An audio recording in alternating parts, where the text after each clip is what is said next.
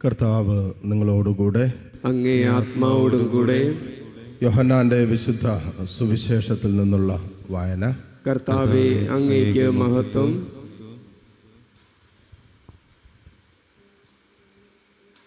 അധ്യായം 6, 25 മുതൽ 35 വരെയുള്ള തിരുവചനങ്ങൾ.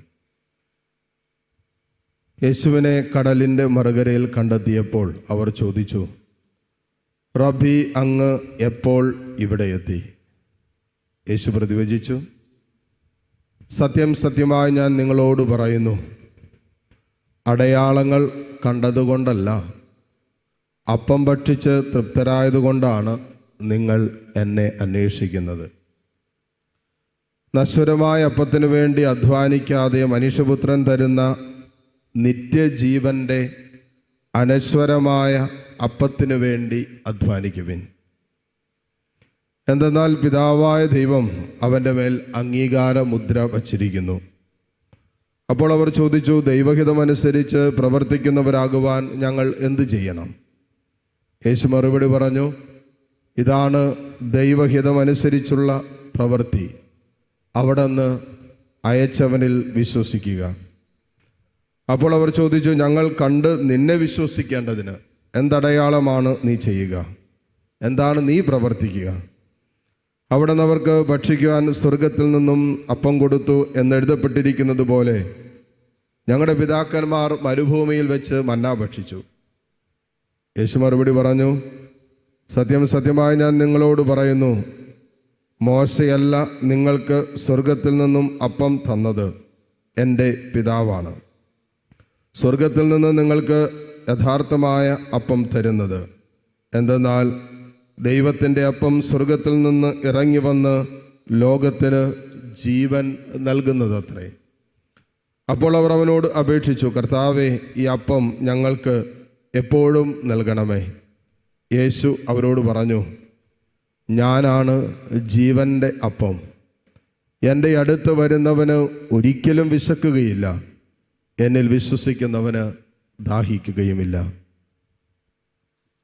കർത്താവിൻ്റെ സുവിശേഷം. ക്രിസ്തുവേ, അങ്ങേക്ക് സ്തുതി.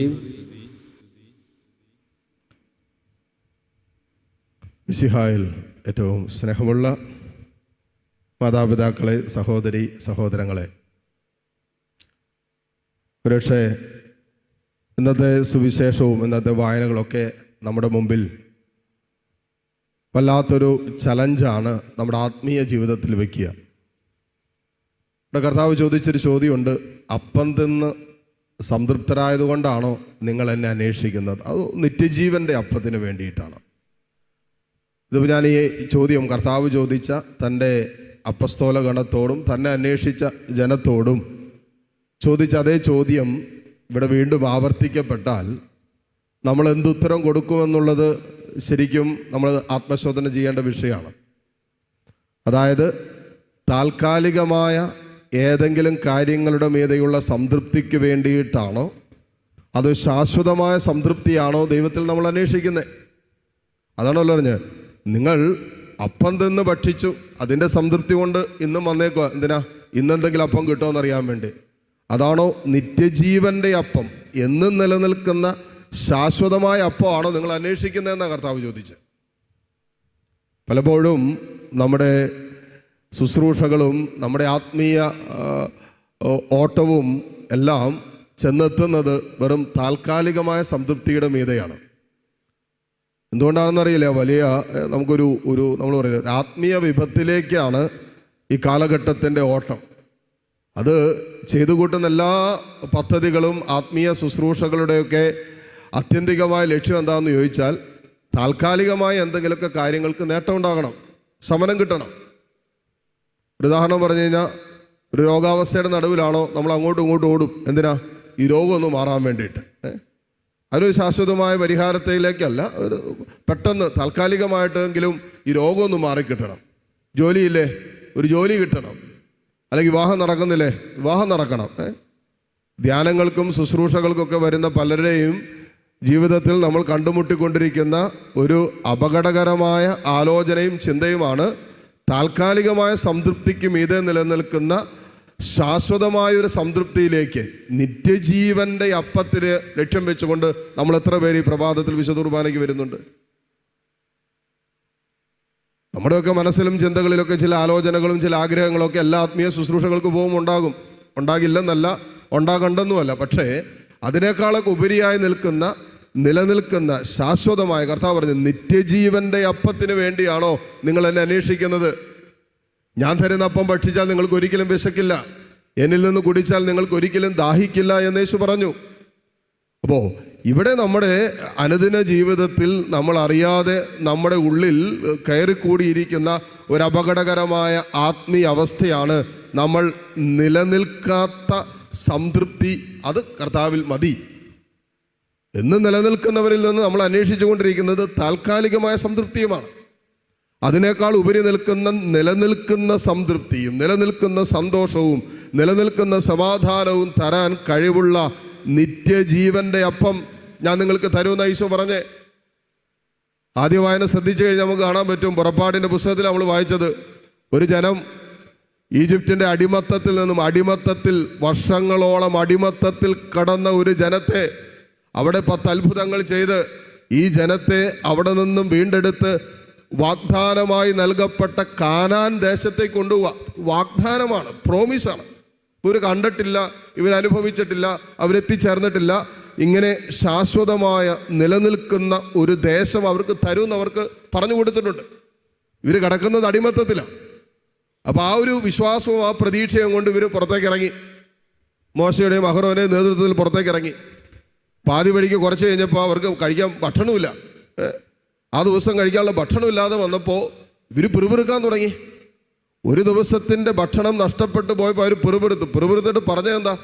ഞങ്ങൾ അടിമത്തത്തിലായിരുന്നപ്പോൾ അനുഭവിച്ച ഇറച്ചിയും ഭക്ഷണമൊക്കെ, ഉള്ളിയും സവാളയൊക്കെ എന്ത് ടേസ്റ്റി ആയിരുന്നെന്ന് അവർ പറഞ്ഞത്. ശാശ്വതമായ നിലനിൽക്കുന്ന നിത്യജീവന്റെ അനുഭവത്തിലേക്ക് ഇവരെ കാനാൻ ദേശത്തേക്ക് കൂട്ടിക്കൊണ്ടു പോവുക. അതൊരു പ്രതീക്ഷയാണ്, ഒരു വാഗ്ദാനമാണ്. ആ വാഗ്ദാനത്തിലേക്ക് ഉറ്റുനോക്കിയാണ് ഇസ്രായേൽ ജനത 40 വർഷക്കാലം മരുഭൂമി അനുഭവത്തിലൂടെ നടന്നത്.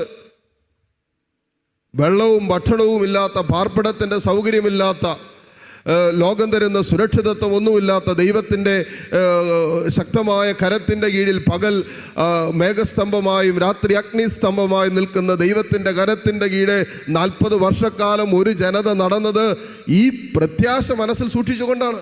എന്ത്? നിലനിൽക്കുന്ന ശാശ്വതമായ ഒരു നഗരം കാനാൻ ദേശം അവർക്ക് തരുമെന്ന്. ഈ പ്രതീക്ഷയോടും പ്രത്യാശയോടും ഈ ജനം പോയത്. ഇനി എന്നെയും നിങ്ങളെ സംബന്ധിച്ചിടത്തോളം നമ്മൾ ഈ ജനം കാനാൻ ദേശം കാണാതെയാണ് യാത്ര ചെയ്തത്.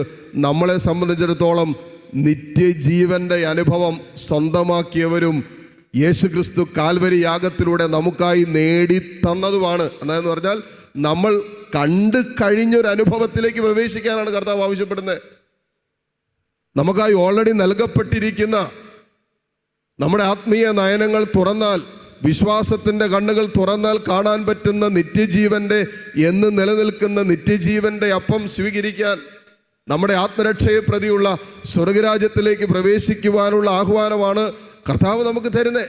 ഇത് നമുക്ക് അന്യമല്ല, നമുക്ക് അറിവില്ലായ്മയല്ല, നമുക്കൊരു വിധത്തിലും കണ്ടിട്ടില്ലാത്തതോ ഗ്രഹിച്ചിട്ടില്ലാത്തതോ മനസ്സിലാക്കിയിട്ടില്ലാത്ത ഒരു വാഗ്ദാനത്തിലേക്കല്ല നമ്മൾ യാത്ര ചെയ്തുകൊണ്ടിരിക്കുന്നത്. മറിച്ച് നമ്മൾ പൂർണ്ണമായി അറിഞ്ഞും അനുഭവിച്ചും മനസ്സിലാക്കിയ ഒരു നിത്യ സത്യത്തിലേക്കുള്ള യാത്രയാണ് യഥാർത്ഥത്തിൽ സ്വർഗം നമ്മളിൽ നിന്ന് ആവശ്യപ്പെടുന്നത്, പുതിയ നിയമത്തിൻ്റെ മക്കളായി നമ്മളിൽ നിന്ന് ആവശ്യപ്പെടുന്നത്. ഇപ്പൊ കാണാത്ത ഒന്നിലേക്കല്ല, അനുഭവിക്കാത്ത ഒന്നിലേക്കല്ല, അനേകരുടെ ജീവിതം അനുഭവിക്കുകയും സ്വന്തമാക്കുകയും ചെയ്ത നിത്യജീവന്റെ അപ്പം, നിത്യതയിലേക്കുള്ള യാത്ര, യേശുക്രിസ്തു കാൽവരിയിൽ നമുക്കായി നേടിത്തന്ന സ്വർഗത്തിലേക്കുള്ള ആ വീണ്ടെടുക്കപ്പെട്ട ഒരു ജനതയായുള്ള ഒരു യാത്രയാണ് യഥാർത്ഥത്തിൽ ഇന്നത്തെ പുതിയ നിയമ, അതല്ലെങ്കിൽ സുവിശേഷത്തിലൂടെ സ്വർഗം നമ്മളിൽ ആവശ്യപ്പെടുന്നത്. ഇത് രണ്ടും തമ്മിൽ ഒത്തിരി വ്യത്യാസമുണ്ട്.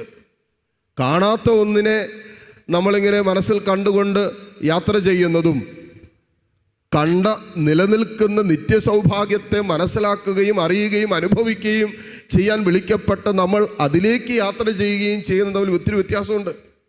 ഇനി ആ യാത്രയിൽ താൽക്കാലികമായ സംതൃപ്തിയിൽ നമ്മൾ ഉടക്കി പോകരുതെന്നാണ് സുവിശേഷം പറയുന്നത്. അതുകൊണ്ടാണ് കർത്താവ് കൃത്യമായിട്ട് ആ ജനത്തോട് പറഞ്ഞ്, നിങ്ങൾ ഈ അപ്പം തിന്ന് വയറ് നിറഞ്ഞിട്ടല്ലേ എന്നെ അന്വേഷിച്ചേ?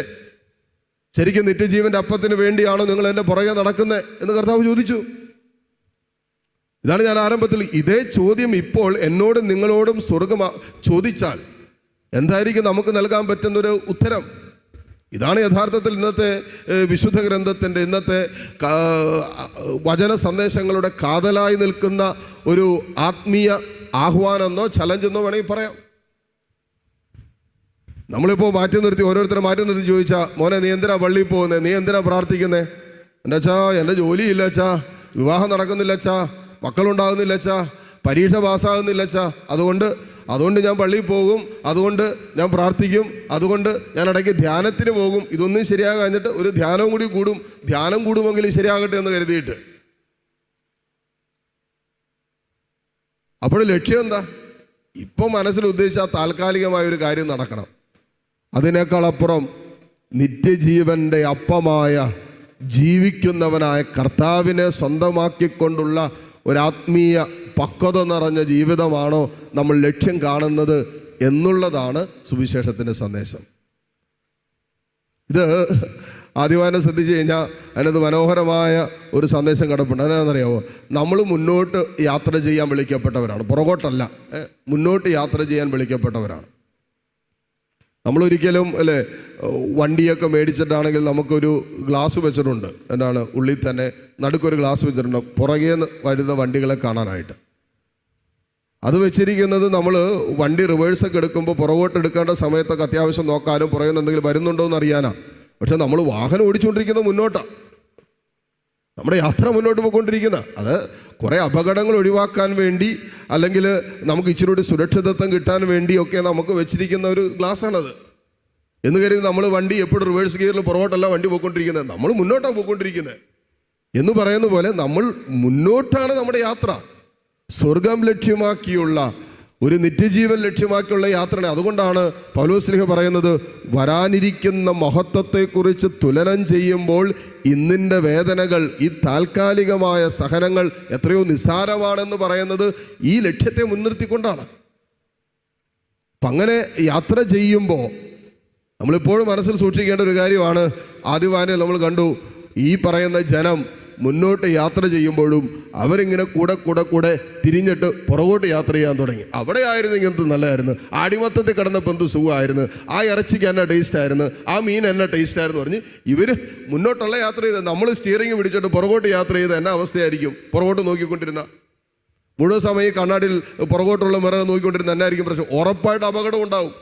എന്ന് പറയുന്ന പോലെ നമ്മൾ മുന്നോട്ട് കർത്താവിനെ കണ്ടുകൊണ്ട്, എബ്രായർക്കെഴുതിയ ലേഖനത്തിൽ പറയുന്നതുപോലെ വിശ്വാസത്തിൻ്റെ നാഥനായ കർത്താവിൻ്റെ മുഖം ദർശിച്ചുകൊണ്ട് മുന്നോട്ട് യാത്ര ചെയ്യേണ്ട ദൈവ പൈതലാണ് നമ്മൾ. എന്ന് പറഞ്ഞാൽ ശാശ്വതമായ ദൈവീക ഇടപെടലും അനുഭവവുമാണ് ഒരു ക്രിസ്ത്യാനിയുടെ ആത്യന്തികമായ ലക്ഷ്യം. അത് നിത്യജീവൻ. അതുകൊണ്ടാണ് നമ്മൾ വിശുദ്ധ കുർബാന സ്വീകരിക്കുന്നത്. എന്തുകൊണ്ടാണ് വിശുദ്ധ കുർബാനയ്ക്ക് നമ്മൾ ഇത്ര പ്രാധാന്യം കൊടുക്കുന്നത്? അത് യേശുവിൻ്റെ ശരീരവും രക്തവും തന്നെയാണ്. അത് നിത്യജീവന്റെ അപ്പമാണ്, താൽക്കാലികം. അതുകൊണ്ടാണ് ഈശോ പറഞ്ഞത്, അന്ന് ഇസ്രായേൽ ജനത്തിന് അവർ മന്ന ഭക്ഷിച്ചു എങ്കിലും അവർ മരിച്ചു എന്നാ പറഞ്ഞത്. അവർ മന്ന ഭക്ഷിച്ചു എങ്കിലും അവർ മരിച്ചു എന്നാ വചനം കൂട്ടിച്ചേർക്കുന്നത്. എന്നാൽ ഞാൻ തരുന്ന അപ്പം അത് നിത്യജീവന്റെ അപ്പമാണ്. എന്ന് പറഞ്ഞാൽ നിത്യം ജീവിക്കാൻ ഒരുവന് ഞാൻ തരുന്ന അപ്പമാണ് എൻ്റെ ശരീരവും എൻ്റെ രക്തവും. എൻ്റെ ശരീരവും എൻ്റെ രക്തവും ഭക്ഷിക്കുകയും പാനം ചെയ്യുന്നവൻ ഒരിക്കലും മരിക്കുകയില്ല എന്നുള്ള ആ നിത്യസത്യത്തിലേക്ക് കണ്ണും തട്ട് യാത്ര ചെയ്യുന്ന യഥാർത്ഥ വിശ്വാസികളായിട്ട് മാറണമെന്നാണ് ഇന്നത്തെ വചന സന്ദേശം നമ്മൾ ഓർമ്മപ്പെടുത്തുന്നത്. ഈ സന്ദേശ ഹൃദയത്തിൽ സൂക്ഷിക്കാം. ഇത് പൂർത്തീകരിക്കപ്പെടുന്നതിന് ഒരു കാര്യം നമ്മളിൽ സംഭവിക്കേണ്ടതുണ്ട്. അതാണ് രണ്ടാമത്തെ വായന നമ്മൾ കണ്ടത്. എഫേസ്യർ എഴുതിയ ലേഖനത്തിൽ പൗലോസ്ലീഹ പറയാണ്, പഴയ മനുഷ്യനെ നിങ്ങൾ ഉരിഞ്ഞു മാറ്റണം, എന്നിട്ട് പുതിയ മനുഷ്യനെ ധരിക്കണം. പഴയ മനുഷ്യനെ ആസക്തികളാൽ കലുഷിതമായ പഴയ മനുഷ്യനുണ്ടല്ലോ, ഇതിനുരിഞ്ഞു മാറ്റിയിട്ട് പുതിയ മനുഷ്യനെ ധരിക്കണം. ഇതിനിടയ്ക്ക് പറയുന്ന ഒരു കാര്യമുണ്ട്. ഇതിനിടയ്ക്ക് പറയും നിങ്ങളുടെ മനസ്സ് നവീകരിക്കപ്പെടേണ്ടതുണ്ട്. മനസ്സിൻ്റെ നവീകരണം നടക്കാതെ പുതിയ മനുഷ്യനെ ധരിക്കാൻ പറ്റില്ല. നമ്മളിങ്ങനെ മുന്നോട്ട് പോകുമ്പോഴും ഇസ്രായേൽ ജനത്തെ പോലെ മനസ്സ് നവീകരിക്കപ്പെട്ടിട്ടില്ല, നമ്മൾ പഴയ കാര്യങ്ങളിൽ ഇങ്ങനെ തൂങ്ങിക്കിടന്നുകൊണ്ടിരിക്കും. അവർ പറഞ്ഞത്, അവർ വേദനിപ്പിച്ചത്, അവർ കുറ്റപ്പെടുത്തിയത്, അവർ കേസ് കൊടുത്തത്, അവർ കളിയാക്കിയത് എന്നൊക്കെ പറഞ്ഞ് നമ്മുടെ മനസ്സ് നവീകരിക്കപ്പെടാത്തിടത്തോളം കാലം പുതിയ മനുഷ്യനെ ധരിക്കാൻ പറ്റില്ല. അതുകൊണ്ടാണ് നമ്മൾ ഈ ആലയത്തിലൊക്കെ ആന്തരിക സൗഖ്യ ധ്യാനം നടത്തുമ്പോൾ ഒരു പുതിയ മനുഷ്യൻ ധരിക്കണമെങ്കിൽ പഴയ മനുഷ്യനെ ഉരിഞ്ഞു മാറ്റിയാൽ മാത്രം പോരാ, മറിച്ച് മനസ്സ് നവീകരിക്കപ്പെട്ടാൽ മാത്രമേ ഒരു പുതിയ മനുഷ്യനെ ധരിക്കാൻ പറ്റുള്ളൂ. നമ്മൾക്കൊക്കെ മനസ്സിൽ ഒത്തിരി ഓർമ്മകളുണ്ട്. കുഞ്ഞുനാൾ മുതൽ നമ്മൾ അനുഭവിച്ച ദുരനുഭവങ്ങളുടെ, തിക്താനുഭവങ്ങളുടെ, തിരസ്കരണങ്ങളുടെ, ഒറ്റപ്പെട്ടു പോയതിൻ്റെ, സ്നേഹിക്കപ്പെടാതെ പോയതിൻ്റെ, മുറിവേൽപ്പിക്കപ്പെട്ടതിൻ്റെ നിരവധിയായ ഓർമ്മകൾ നമ്മുടെ മനസ്സിലുണ്ട്. ഈ ഓർമ്മകൾക്ക് സൗഖ്യം കിട്ടാത്തിടത്തോളം കാലം ഒരാൾക്ക് പുതിയ മനുഷ്യനാകാൻ പറ്റില്ല. അവനെന്നും ഈ ഓർമ്മകളുടെ, പ്രത്യേകിച്ച് മുറിവേറ്റ ഓർമ്മകളുടെ അടിമത്തത്തിലായിരിക്കും. ഈ ഓർമ്മകൾക്ക് സൗഖ്യം കിട്ടണമെങ്കിൽ മനസ്സ് നവീകരിക്കപ്പെടേണ്ടതുണ്ട്. ഈ മനസ്സിൻ്റെ നവീകരണം കിടക്കുന്നത് ക്രിസ്തുവിൻ്റെ സ്നേഹത്തിലാണ്. ആ ക്രിസ്തുവിൻ്റെ സ്നേഹത്തിൽ നവീകരിക്കപ്പെട്ട ഒരു മനസ്സ് രൂപപ്പെട്ടാൽ മാത്രമേ പുതിയ മനുഷ്യനായിട്ട് മാറാൻ പറ്റൂ. അതല്ല എങ്കിൽ നമ്മൾ എത്ര വർഷക്കാലം ജീവിച്ചാലും നമ്മൾ പഴയ കാര്യങ്ങളും പരാതിയും പറഞ്ഞ്, പരിഭവവും പറഞ്ഞ് ഈ ലോകത്തിൽ നമ്മളും വേദനകൾ അനുഭവിച്ച് മറ്റുള്ളവരെയും വേദനിപ്പിച്ച് ഒരു സമാധാനമില്ലാതെ, ഒരു സ്വസ്ഥതയില്ലാതെ, നമുക്ക് സന്തോഷമില്ല, മറ്റൊരാൾക്ക് സന്തോഷം കൊടുക്കാതെ നിരന്തരമായ ഒരു ആന്തരിക മനുഷ്യന് ബലമില്ലാത്ത, ആത്മീയ മനുഷ്യന് കരുത്തില്ലാത്ത, പരാതിയുടെയും പിറുപിറുപ്പിൻ്റെയും ഒരു ജീവിതമായിരിക്കും മരണം വരെ നമ്മൾ കൊണ്ടുപോവുക. അതിനപ്പുറമായി നിൽക്കുന്ന കുരിശുമരണത്തിൻ്റെയും കാൽവരി യാഗത്തിൻ്റെ സഹനത്തിലും ദൈവഹിതത്തിന് കീഴ്വഴങ്ങിക്കൊണ്ട് കരുത്തുറ്റ, അഭിഷേകമുള്ള, ധൈര്യമുള്ള ഒരു ജീവിതം നയിക്കാൻ പറ്റിയത്, ഒരു പുതിയ മനുഷ്യനായി രൂപാന്തരപ്പെട്ടത് മനസ്സ് നവീകരിക്കപ്പെടുന്നിടത്താണ്. അതുകൊണ്ട് മനസ്സിൻ്റെ നവീകരണത്തിന് വേണ്ടിയും ഈ ബലിയിൽ നമുക്ക് പ്രാർത്ഥിക്കാം. അങ്ങനെ ക്രിസ്തുവാകുന്ന പുതിയ മനുഷ്യനെ ജീവിതത്തിൽ ഏറ്റെടുത്ത് നിലനിൽക്കുന്ന നിത്യജീവൻ്റെ അപ്പത്തിനായി കർത്താവിൻ്റെ പിന്നാലെ പിൻചെല്ലുവാൻ പരിശുദ്ധാത്മാവ് നമ്മെ സഹായിക്കട്ടെ.